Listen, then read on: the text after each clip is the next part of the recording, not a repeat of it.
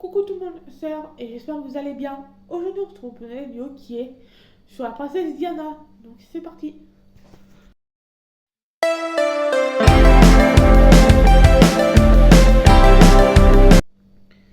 Comme vous l'avez vu dans l'intro, du coup aujourd'hui ça va être un épisode de la vie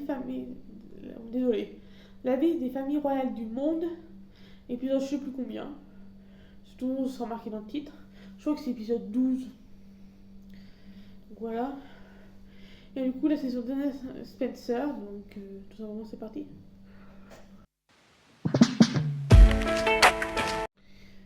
Du coup, on va commencer par qui est Diana Spencer. Donc, justement, elle est née le 1er juillet 1961. Lady Diana Spencer est la première femme du roi Charles, qu'elle a épousée le 29 juillet 1981. Ils ont deux fils. Le prince William en 1982 il est né, et le prince Harry en 1984. Le couple se sépare en 1992 et leur divorce s'est prononcé en 1996. Un mariage marqué par la légion du prince Charles et Camilla Parker Bowles. La même année sort Diana, Her True Story d'Andrew Morton, un livre dans lequel elle confie son mal-être. En 1995, elle donne une interview choc dans l'émission Panorama de Martin Bashir, diffusée sur le BBC. Le 31 août 1997, elle meurt avec son compagnon Dodi Al-Fayed dans un accident de voiture sur le pont de l'Elma à Paris. Diana était notamment investie dans les luttes contre le sida. Le 1er juillet 2021, jour de ses 60 ans, un statut de princesse de Galles est dévoilé dans le jardin de Kensington par ses deux fils William et Harry, qui a fait notamment polémique avec la princesse Camilla, je crois. Donc maintenant, on va passer à la biographie plus précise et qui est la plus longue aussi.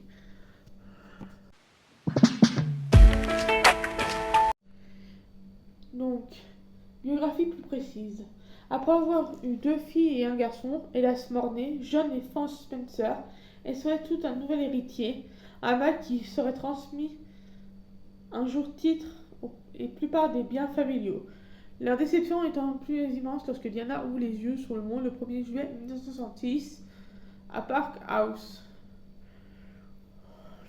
Sur le domaine de Sandringham, le couple était d'ailleurs persuadé d'attendre un garçon et qu'il n'avait même pas songé au prénom d'une fille. À la ils optent pour Diana France. Ils sortent de rendre hommage à l'ancienne Diana Roosevelt, duchesse de Bedford, sœur du premier comte Spencer, morte à 25 ans de tuberculose. Également connue sous le nom de Lady Diana Spencer, mes parents ne voulaient pas de moi, avouera-t-elle un jour la timide jeune femme à l'une de ses amies. Le terrible sentiment de rejet qui accompagnera toute son enfance et aux premières heures de sa vie de son mariage royal. Quand j'ai épousé Charles, il ne voulait pas de moi, dira-t-elle au cours de la fameuse émission Panorama en 1995. Quant à la famille royale, elle n'a tout simplement jamais voulu de moi. Le 30 août de la même année, Diana est portée sur les fonds baptismaux la défense de ses frères et sœurs. Elle n'aura pas de parrain marraine issu de la famille royale. Une première. Les siens sont fortunés et issus de nobles familles et de la petite aristocratie. Ses premiers souvenirs d'enfance, Diana retiendra l'odeur du plastique de sa poussette, les balles sur la tombe de son frère aîné, trop tôt disparu, et leur absence répétée de sa mère, qui multiplie les visites à l'hôpital pour résoudre son incapacité à donner un héritier à son époux. Elle viendra cependant 3 ans après Diana et deviendra son internelle complice. Sa vie est rythmée par les jeux, par les moments de tendresse distillés par ses deux sœurs aînées, par les longues promenades de ses compagnes qu'elle aimait tant, par les cours de préceptrice de la famille, Madame Gertrude, Allen, car chez Spencer on ne va à l'école qu'à partir de l'âge de 9 ans. Diana est bien loin d'imaginer que c'est parents, eux, se déchirent. Ultra mondaine, John et Frank Spencer ont fait des infidélités de leur sport préféré. En 1967, le couple se sépare. Un an plus tard, le comte Spencer obtient la garde exclusive de ses 4 enfants et change son ex-épouse du domaine. En 1969, le divorce est finalisé, tandis que Frank se remarie avec son amant Peter Sean Kidd. Diana avait 7 ans et elle vit un rêve cataclysme. Le rythme se sont tus, ses sœurs sont envoyées en pension loin de l'aide. La voilà construit avec son père, son petit frère, et le personnel de la maison. Elle se sent seule, déprimée, anxieuse et connaît ses premiers excès de boulimie. La danse, elle se rêve ballerine professionnelle. Le ski, les amis, la lecture de romans à l'eau de rose, notamment ceux de Barbara Cartland, sont autant des moyens pour elle de s'évader et ne pas penser non plus au remariage de son père en 1976 avec Reine McCorkadal. À 16 ans, en 1977, Diana quitte le giron familial pour passer quelques mois à l'Institut Alpin Wiedemelnet en Suisse afin d'y parfaire son éducation. Il a les yeux encore plein les yeux car l'été de son même année, sa sœur aînée Sarah lui a présenté son petit ami qui n'est autre que le prince Charles, dont Diana a punaisé des photos sur les murs de sa chambre au cours de furtives rencontres. Elle se fait tout de même remarquer par le prince qui la convie, par d'autres l'année suivante, au bal donné pour ses 30 ans dans les salons de Buckingham. En 1979, elle débarque à Londres avec ses grands sentiments de liberté. Sa mère lui a offert un petit appartement. Elle a les petits boulots, serveuse dans des soirées privées, femme de ménage, babysitter, la colère entre copines, l'insouciance en attendant l'homme providentiel. Elle devient même assistante dans une école maternelle, tout en prenant des cours de cuisine dans une académie autrefois fréquentée par la reine elle-même. Au printemps suivant, Diana n'a pas encore 19 ans et la surprise de faire partie des invités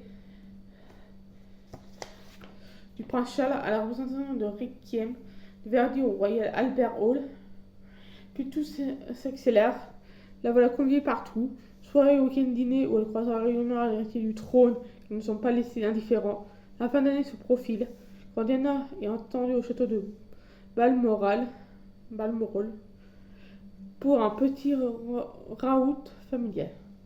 Signé d'un événement bouleversant le 6 février 1981, Charles lui demande en effet sa main à la journée de choisir sa bague de fiançailles, adoptée pour un saphir de 18 carats entouré de 14 diamants. 2 semaines plus tard, la presse relaie l'officialisation depuis les salons de Buckingham. Le Royaume-Uni tout entier succombe au charme de la divine jeune femme. Le reste du monde aussi. Le 29 juillet, 750 millions de téléspectateurs assistent au mariage du siècle. La mariée est radieuse, troublée, au point d'inverse les prénoms de son mari au moment de dire oui. Elle ignore encore que Charles est alors beaucoup moins heureux qu'elle. Mais l'illusion est parfaite. Beau souriant, Leo devient le power couple de Windsor. En coulisses, Diana se sent bien, vit seule, dans les palais glaciaux, où personne ne la prend par la main pour lui expliquer son nouveau rôle. Aussi descend, elle régulièrement bavarder avec les personnes dans la cuisine. Eux lui apportent au moins un peu de chaleur. La frêle jeune femme offre bientôt un héritier au trône. Nous l'est amené le 21 juin 1982, suivi de 2 ans plus tard par Harry.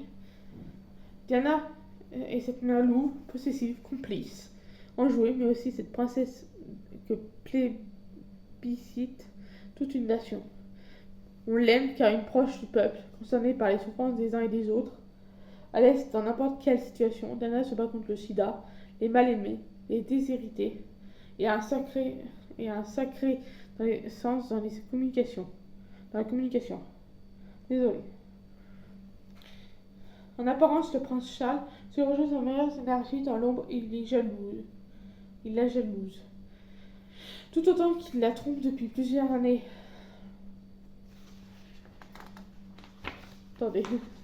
Plusieurs années. Sa maîtresse de toujours, Camilla Parker Bowles. Diana Diana se tait, Diana se fait du mal. Alternant crise d'anorexie et boulimie, heureusement qu'en 1985, un véritable bouffée d'oxygène de rigolade débarque dans la famille Windsor. Sa grande amie Sarah Ferguson devient la fiancée officielle du prince Andrew. Ensemble, elles s'encanaillent dans Londres tourbillonnant. Rien, bouleversant légèrement le protocole. Diana se sent enfin légère, tandis que son mariage, parfait rêvé, vacille, alors qu'elle ne prend pas les amants, elle aussi. Alors pourquoi ne pas prendre des amants, elle aussi? Jusqu'en 1992, Diana et Charles donnent l'échange, mais la tension entre eux est tellement palpable pendant les sorties officielles que cela ne dupe plus personne. Stan est là, elle se présente seule au Taj Mahal, considéré comme le couple symbolique de l'amour éternel en Inde. Quelques temps plus tard, elle doit remettre la coupe vainqueur à son mari lors de la partie de polo. Il esquisse un baiser et tourne la tête pour l'éviter. En juin 1992, sort en librairie Diana, sa vraie histoire d'Andrew Morton, à qui elle racontait sa plus grand secret, la tristesse abîmée dans laquelle elle s'enfonce. 10 ans d'humiliation subie, c'est un trop pour la reine qui suffit la fin de la partie. Le 9 décembre 1992, le Premier ministre, John Major, officialise la séparation du couple princier devant la Chambre des communes. 3 ans plus tard, peu de temps après que Charles ait reconnu avoir été infidèle à sa femme dans un reportage, Diana ourdit son coup de grâce. L'émission Panorama, diffusée le 20 novembre 1995, elle révèle tout, sans filtre, dont le fameux "Nous étions 3 dans ce mariage, ça fait beaucoup, le monde entier", entre l'intimité de son couple, de sa vie et la monarchie, et à 2 doigts de vaciller. 3 semaines plus tard, la reine intime l'ordre du divorce en duo infernal. Le jugement sera prononcé le 28 août 1996. En guise de compassion, Diana encaisse 20 millions d'euros et recevra 800 000 euros par an pour couvrir ses frais et ceux de sa maisonnée. Désolée. Elle reste au palais de Kensington. Conservant son titre de princesse de Galles et ses bijoux, elle obtient la garde conjointe de William et Harry. Elle se sent enfin plus libre d'être pleinement avec ses enfants, libre de courir le monde, libre de vendre ses robes de soir chez Christie's pour lancer le produit de l'association caritative, libre de s'engager pour des causes, libre d'aimer Instant Khan, le chirurgien cardiaque pakistanais qui a ravi son cœur, mais qui ne veut pas de sa vie publique. C'est elle, celle où les médias sont présents partout, tout le monde lorsqu'ils rompt peu avant l'été 1997. Diana est déboussolée, mais il croit encore. Pour changer les idées, elle accepte l'invitation de Mohamed Al-Fayed, le milliardaire d'origine égyptienne, l'a en effet convié en compagnie de ses enfants à venir passer quelques jours dans sa villa du sud de la France. Les vacances qu'avec William et Harry, comment refuser? Mère qui est mitraillée constamment par les paparazzi, elle profite de la joie de la mer, lit ses garçons au jet ski, prend le temps pour eux, avant que Londres et des engagements ne les rappellent. Il attend de renouer avec le fameux médecin, mais la mission paraît bien impossible. Aussi que Mohamed Al-Fayed lui propose de revenir seul, mais qu'elle fois à bord de son yacht, il est impossible de refuser. Celle qui vient de fêter ses 36 ans, il rencontre le fils de businessman, Dodi, à le même âge qu'elle et un certain charme qui ne la laisse pas indifférente. Et lorsqu'ils s'embrassent pour la première fois, la presse est là, sur des canaux pour immortaliser la scène. Diana vit à l'instant présent avec la perspective de serrer très prochainement dans ses bras ses fils restés en Angleterre. Mais Avant de regagner Londres, Dodi souhaite étape à Paris. La princesse des cœurs suit son bel amant dans la capitale des amoureux, où elle débarque le 30 août. La presse les suit et poursuit jusqu'à l'accident de la route fatale sous le pont de l'Alma à minuit 25 le 31 août. La berline dans laquelle la princesse et son playboy ont pris place alors qu'ils ne sont rendus au domicile du jeune homme après avoir dîné au Ritz sont castrés dans un pilier. Dodi meurt sous le coup. Diana en arrive à l'hôpital. Une vague de tristesse alors le monde. Elisabeth II tarda à lui rendre hommage, mais lui réserve quelques jours plus tard des funérailles dignes d'une reine.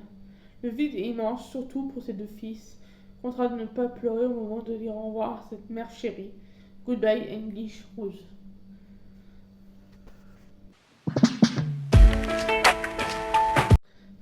Information générale. Elle naît le 1er juillet 1961 et est morte le 31 août 1997. Le nom donné à la princesse Diana sont Lady Diana ou Lady Di. Elle a deux enfants, le prince William en 1982 et le prince Harry en 1984. Ses parents sont Edward Spencer et Frances Burke Roche.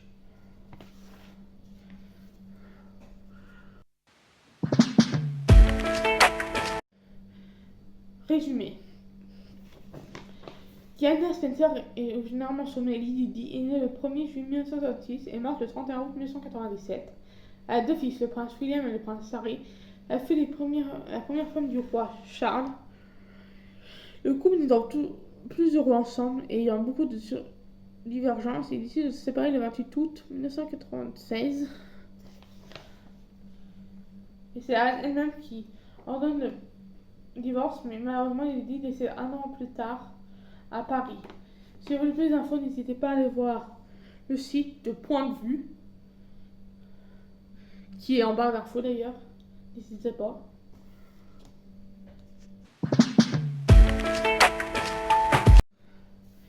Du coup, voilà pour cette vidéo sur la princesse Diana.